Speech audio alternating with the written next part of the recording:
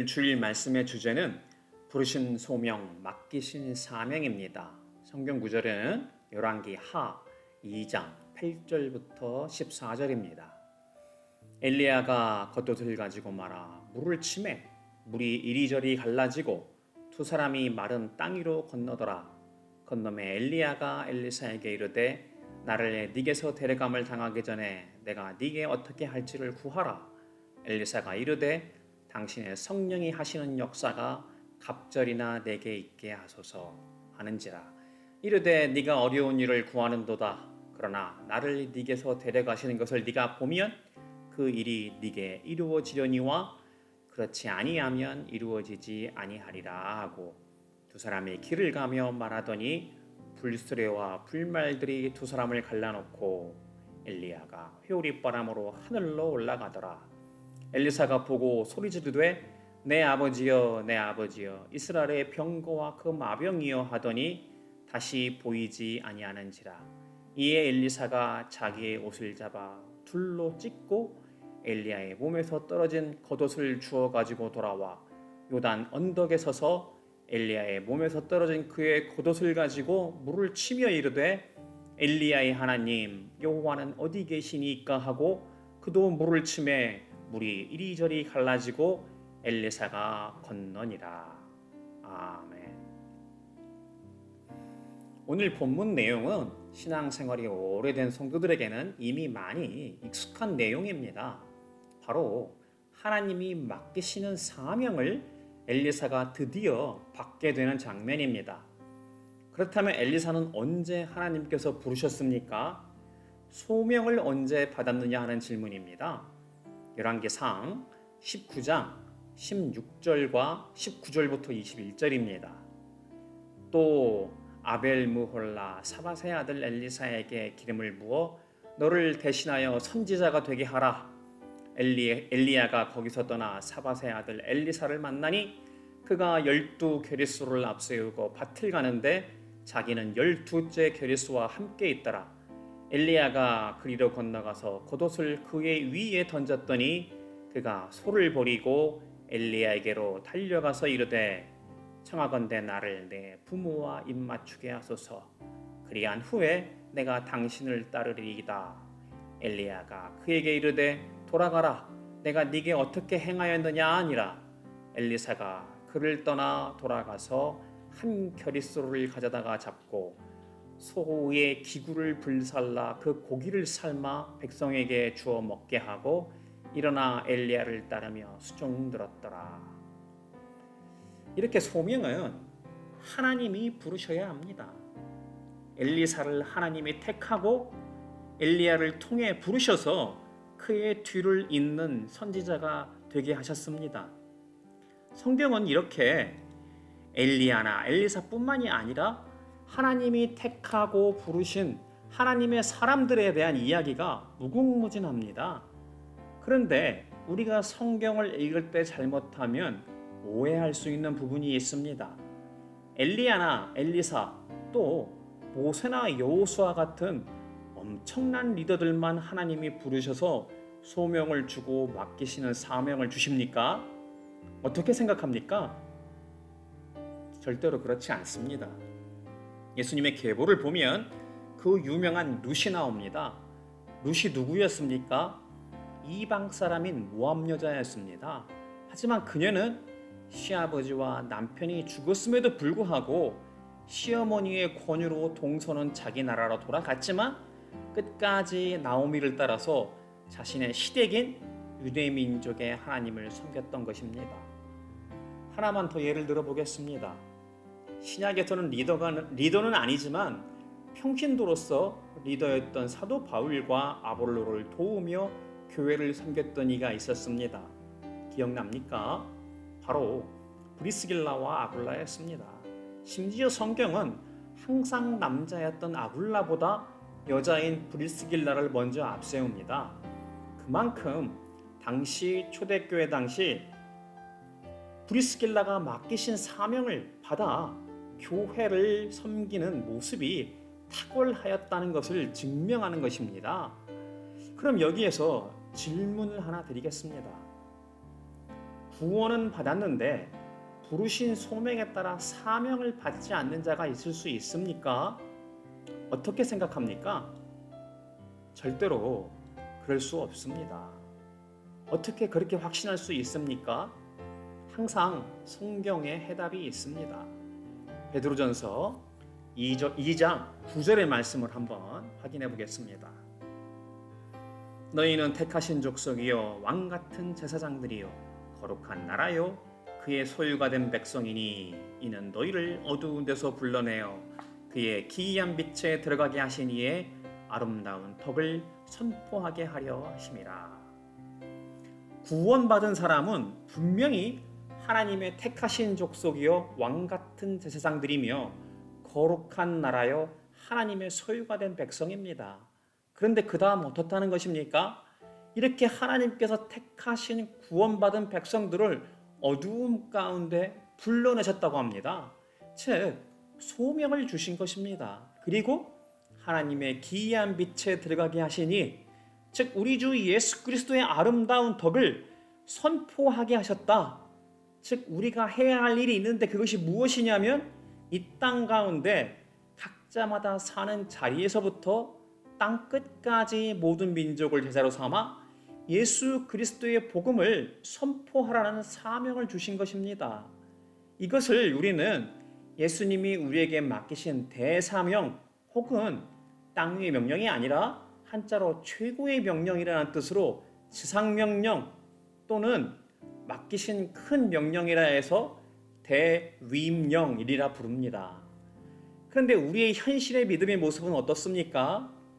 과연 우리가 구원받았다 생각하는데 하나님의 부르신 소명에 따라 맡겨주신 사명을 잘 감당하고 있습니까? 만약 예수 믿고 구원받았다 스스로 생각하는데 현실의 믿음을 보면 그저 예배 참석하고 헌금하고 교회에서 봉사 조금하는 수준에서의 종교생활만 한다면 어떻습니까? 그리고 사는 모습은 세상 사람들과 별반 다름없이 사는 것입니다. 예수님이 우리에게 주신 대명령과 대사명이 아직도 나와는 거리가 있고 그것은 전임 사역자나 혹은 장로님, 안수집사님, 청지기들과 목자들만 감당하는 일이라고 생각합니까? 그렇다고 한다면 베드로전서 2장 9절이 말하는 하나님이 택하신 족속이요 왕 같은 제사장들이요 거룩한 나라요 그의 소유가 된 백성에 포함된다고 말할 수 있습니까? 분명히 성경은 하나님의 소유가 된 백성, 즉 구원받은 사람은 하나님께서 우리를 어두운 데서 불러내셨다고 했습니다. 이것이 바로 부르신 소명입니다. 그리고 하나님의 기이한 빛에 들어가게 하시니 누구를 말하는 것입니까? 바로 예수 그리스도입니다. 예수님의 아름다운 덕을 선포하게 하셨다. 즉 우리에게 이 사명을 맡기셨다는 이야기입니다. 과연 나는 누구인가? 내가 무엇을 할 수 있으며 그리고 해야 하는가에 대한 삶의 근원적인 질문을 갖게 되는 것입니다. 이때 나타나는 양상은 크게 네 가지 형태가 있습니다. 첫 번째는 단순히 이러한 추구 자체가 중요한 것이지 새로운 발견은 중요하지 않다는 입장에 주저앉고 마는 경우입니다. 세상의 궁극적인 해답이라는 것 자체가 있을 수 없다는 회의주의적 입장에 빠지고 마는 것입니다. 그리고는 자신을 사로잡는 어느 한 분야나 인물, 취미 등에 빠져서 그것으로 삶의 기쁨이나 낙을 삼는 것입니다. 하지만 이러한 모습은 세상 풍조라는 우상에 끌려 또 하나의 집착으로 빠지게 되는 일반적인 모습입니다. 두 번째는 오랜 기간 세상 초등학문이라는 교육체계 속에 우리 가운데 뿌리 깊게 자리 잡은 모습 중에 하나입니다. 이른바 세속적인 자기개발, 자아성취라는 이름하에 인간은 스스로의 인생을 창조하고 해낼 수 있다고 하는 것입니다. 전형적인 인본주의적 입장이라 할 수 있습니다. 많은 이들이 이것을 높이 평가하고 여기에 빠져서 스스로를 우상 삼는 삶을 사는 것이 일반적인 모습입니다. 세 번째는 사람은 각자마다 태어날 때 자신에게 주어지는 운명, 숙명이 있기에 어떤 것을 선택하더라도 결국은 그렇게 될 수밖에 없다는 것입니다. 하지만 이러한 입장은 마치 우리의 인생의 모든 것이 이미 결정되어 어떠한 시도나 추구도 결국 큰 의미가 없고 결국 각자마다 이미 정해진 결론에 도달할 수밖에 없다고 여기는 것입니다. 바로 숙명적인 입장에 빠져 자기의 인생을 소모하는 것입니다. 네 번째의 경우가 바로 성경의 가치관에서 추구하는 입장입니다. 우리는 인생의 어느 날부터 창조주의 거부할 수 없는 부르심, 소명을 강렬하게 느끼며 인생 전체에 대한 근원적인 해답을 추구하게 됩니다. 이제까지 알지 못했던 신비감으로부터 오는 강렬한 인식의 전환을 맞이하게 되는 것입니다. 드디어 우리가 창조주의 부르심, 소명을 듣게 된 것입니다. 창조주가 우리를 택하고 우리를 이 땅에 태어나게 하신 목적을 발견하게 하시는 것입니다. 그리고 이때 이 시간이 지난 후에 알게 되는 것은 이러한 하나님의 부르심에 대한 우리의 추구가 처음에는 우리가 하나님을 찾아가는 형태로 생각되지만 실은 하나님께서 우리를 그동안 추적하고 계셨으며 마침내 하나님에 의해 발견되는 것입니다. 이것을 이사야 43장 1절에서는 하나님께서 내가 너를 지명하여 불렀나니 너는 내 것이라 말씀하신 것입니다. 이것을 20세기 기독교 지성의 대표 중에 하나를 알 수 있는 C.S. 루이스는 말하기를 추적당하고 있는 추구자라고 설명하였습니다.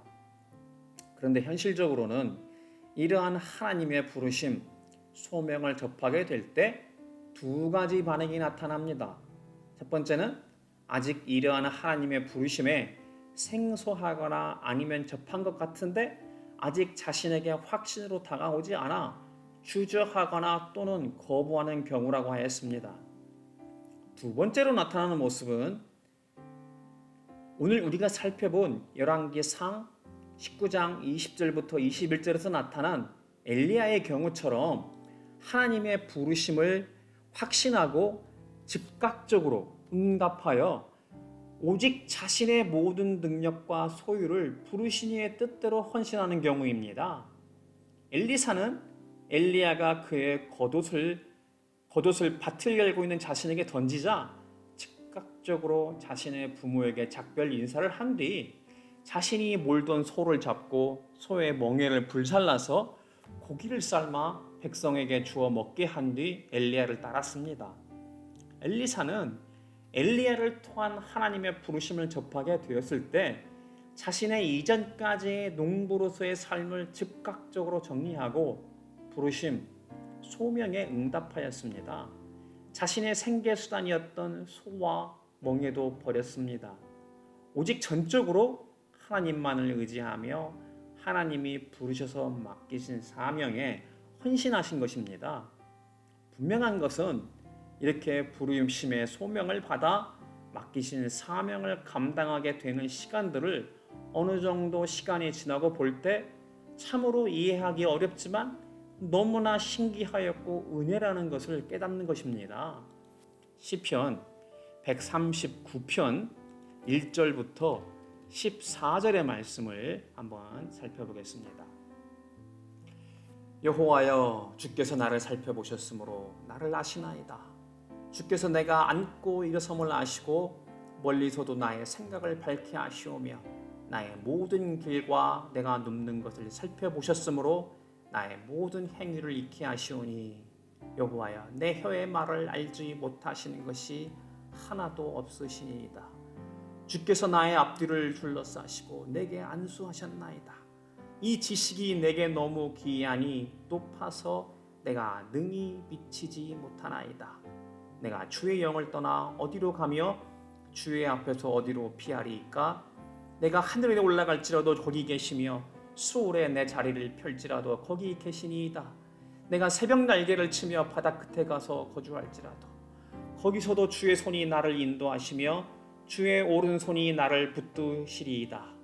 내가 혹시 말하기를 흑암이 반드시 나를 덮고 나를 두른 빛은 밤이 되리라 할지라도 주에게서는 흑암이 숨기지 못하며 밤이 낮과 같이 비추이나이다. 주에게는 흑암과 빛이 같음이니이다.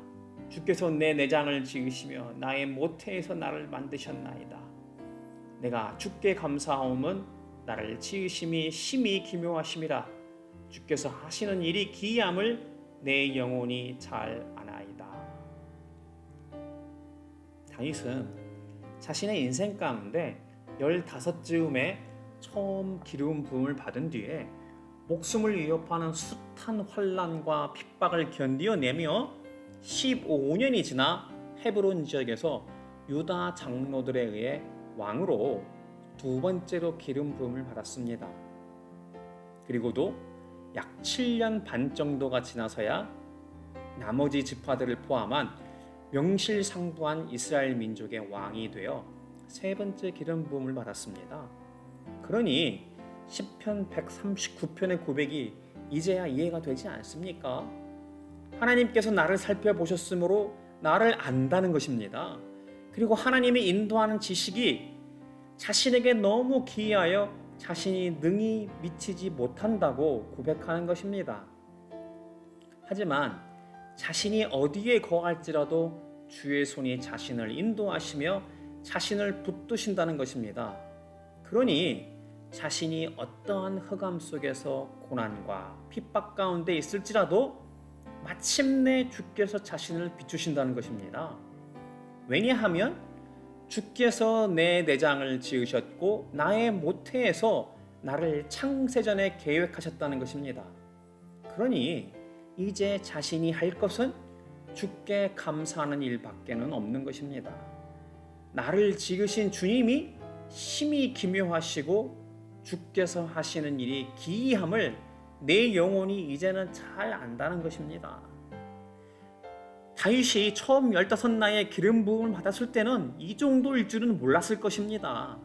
하지만 사울의 그 목숨의 위협을 피하면서 마침내 남부 헤브론 지역의 왕이 될 때까지 15년, 이후 7년 반이 더 지나서 전체 이스라엘의 왕이 지날 때가 되고 보니 하나님이 자신을 부르신 소명과 맡기신 사명이 얼마나 기묘하며 기이한지를 잘 알게 되었다는 것입니다.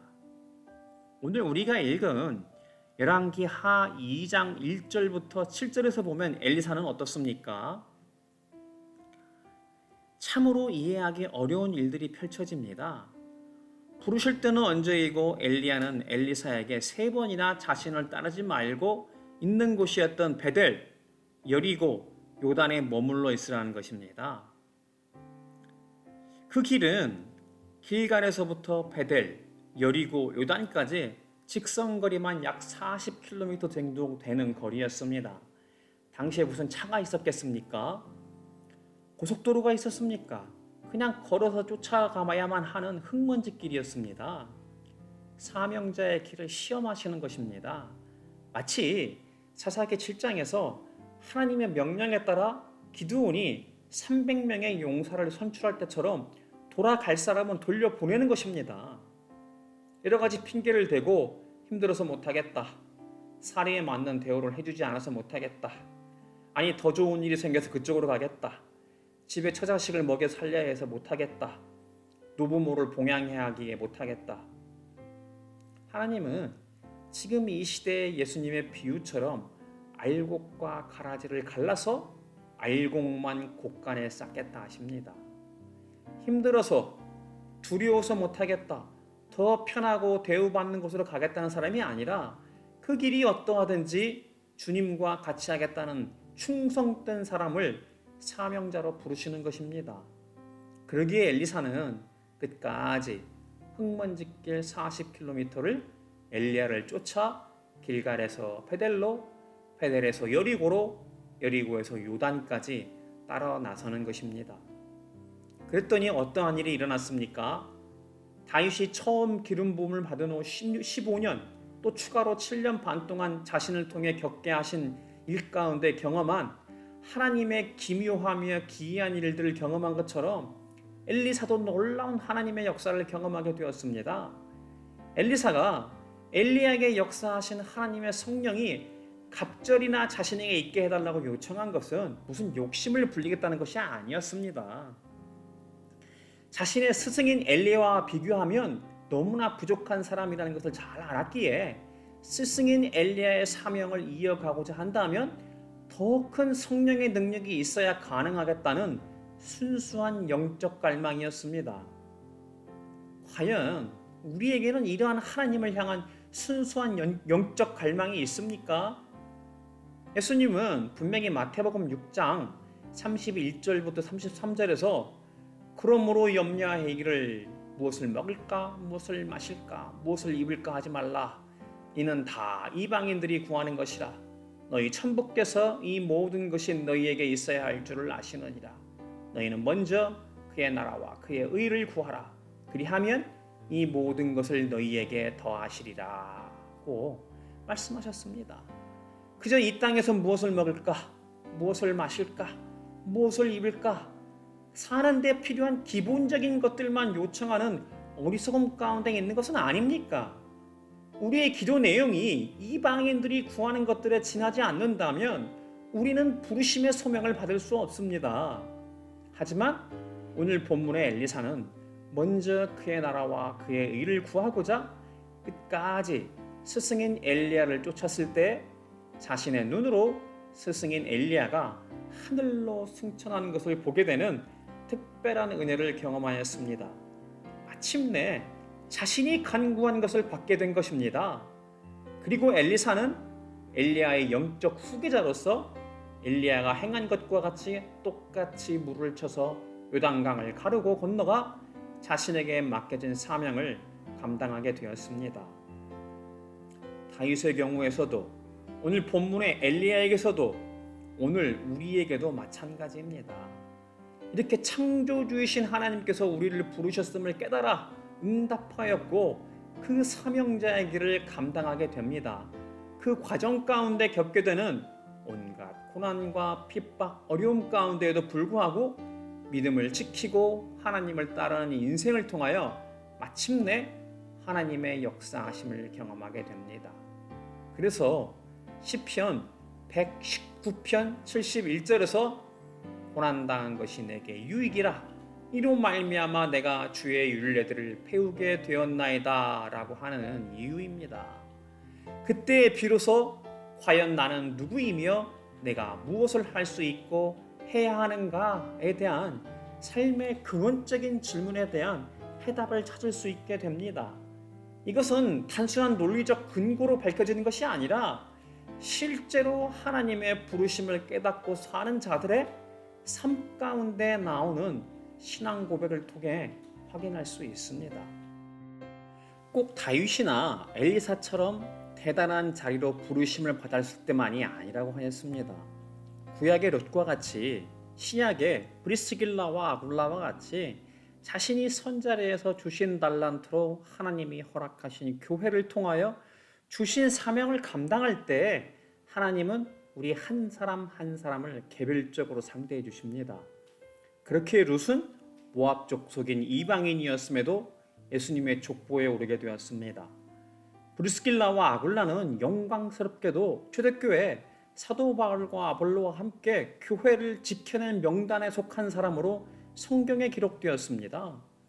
하나님은 우리 개개인을 독특하며 고귀한 존재로 대하시고 각자마다 주어진 달란트와 성향 속에서 인격적으로 우리를 부르십니다.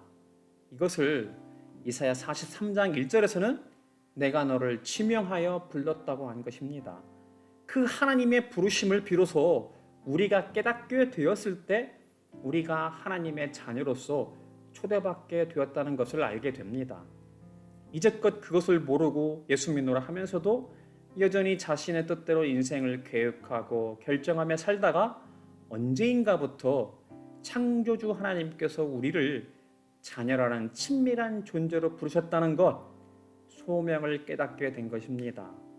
그러니 시편 139편에서 다윗이 고백한 대로 이 지식이 내게 너무 기이할 따름입니다.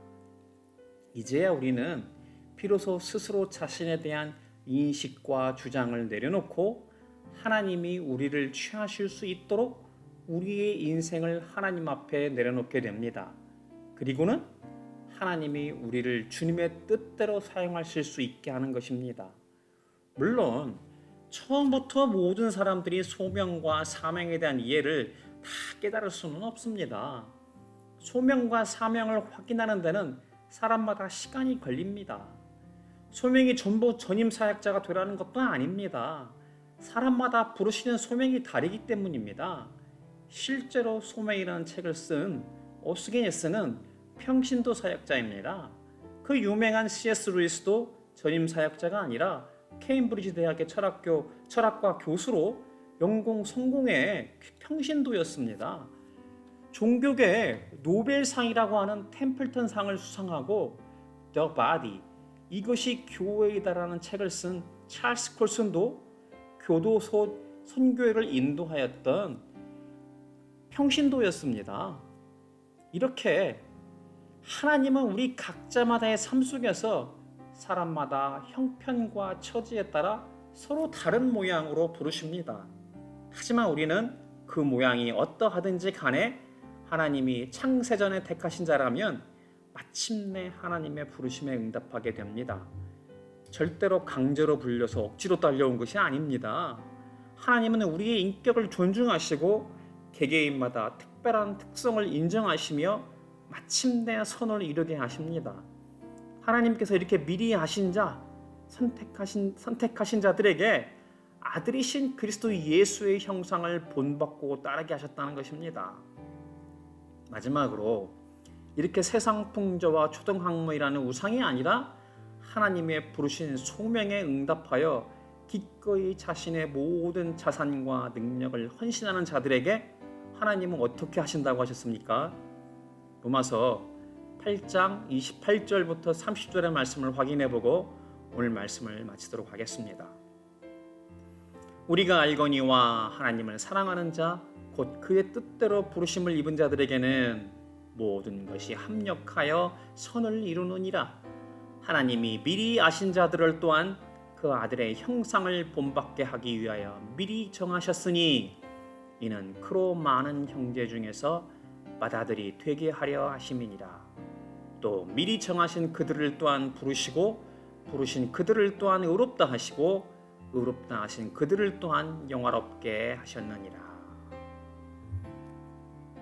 이 땅에서의 삶도 모든 것이 합력하여 선을 이루게 하실 뿐만 아니라 미리 정하신 하나님의 나라의 백성이요 예수 그리스도의 제자요 교회의 참된 지체로 산 자들을 의롭다 하시고 주님 다시 오실 때 우리를 영화롭게 하신다는 것입니다.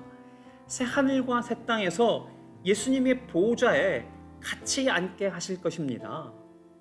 바라기는 하나님의 부르심, 소명에 아멘으로 화답하여 맡겨주신 사명 가운데 죽기까지 충성하는 예수 그리스도의 제자여 교회의 참된 지체들이 되기를 주님의 이름으로 축복합니다. 복음 찬양 나의 안에 거하라 같이 찬양하고 기도함으로 마치겠습니다.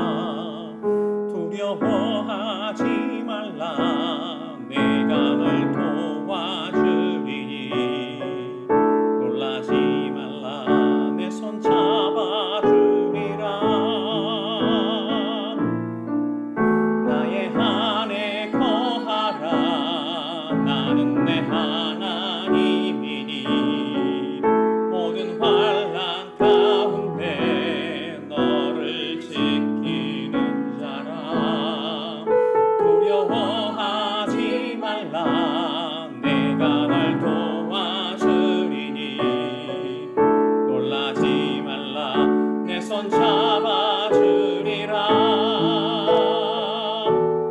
내가 너를 지명하여 불렀나니 너는 내 것이라.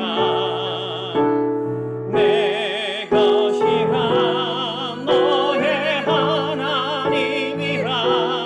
내가 너를 보배롭고 존귀하게 여기노라. 너를 사랑하는 내 여호와라.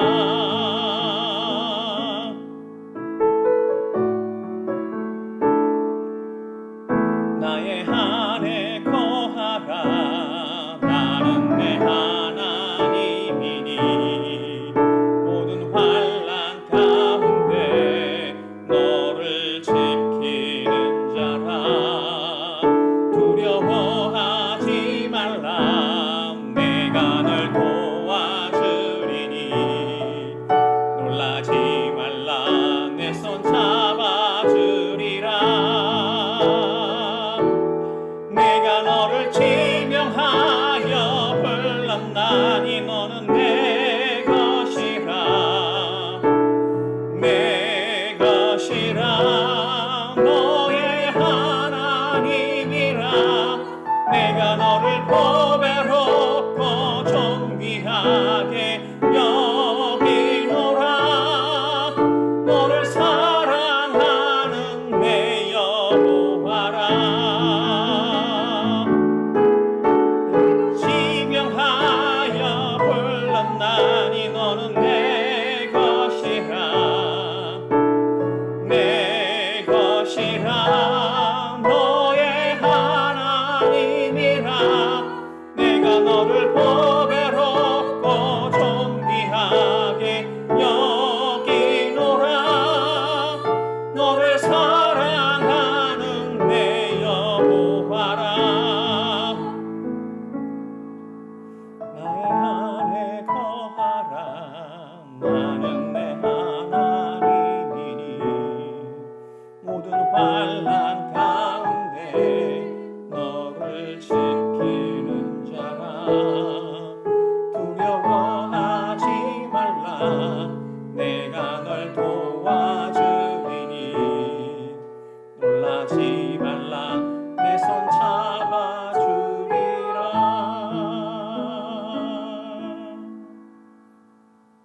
아멘.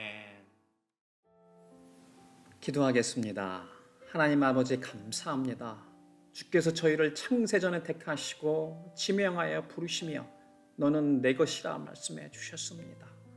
이 소명을 깨닫기 전에는 그저 예수를 믿노라 하면서도 세상 풍조와 초등학문이라는 우상에 갇혀 자기 자신을 만족시키고 쾌락을 즐기며 살고자 하였습니다. 하지만 하나님께서 우리를 긍휼히 여겨주시고 하나님의 때에 각자마다 처한 형편과 처지에 따라 서로 다른 모양으로 우리를 불러주셨습니다. 이제야 비로소 하나님의 그 놀라우신 은혜와 섭리를 깨닫게 되어 소명 가운데 서게 하신 기이함을 바라보게 하셨습니다. 과연 나는 누구이며 내가 무엇을 할 수 있고 해야 하는가에 대한 삶의 근본적인 질문에 대답할 수 있게 하셨습니다. 우리를 택하신 족속이요 왕같은 제사장들이요 거룩한 나라요 하나님의 소유가 된 백성으로 부르셔서 마침내 우리를 어두운 데서 불러내어 하나님의 기이한 빛에 들어가게 하신 예수님의 아름다운 덕을 선포하게 하셨습니다. 이 부르신 소명과 맡기신 사명 가운데서는 놀라운 영광을 이제부터 주님 배울 때까지 잊지 않고 죽기까지 충성하는 예수 그리스도의 제자여 교회의 참된 지체가 되게 하여 주시옵소서. 지금은 우리를 구원하신 예수 그리스도의 은혜와 우리를 택하고 부르신 하나님의 사랑과 예수님의 말씀을 깨닫도록 조명하시고 중보하시는 성령님의 교통하시고 감동감화 역사하심이 오늘 또 부르신 소명과 맡기신 사명 가운데 하나님께 영광을 돌리는 삶을 살기로 작정하는 모든 하나님 나라의 백성들의 머리 위에 예수님 이름으로 축복하며 기도드립니다. 아멘.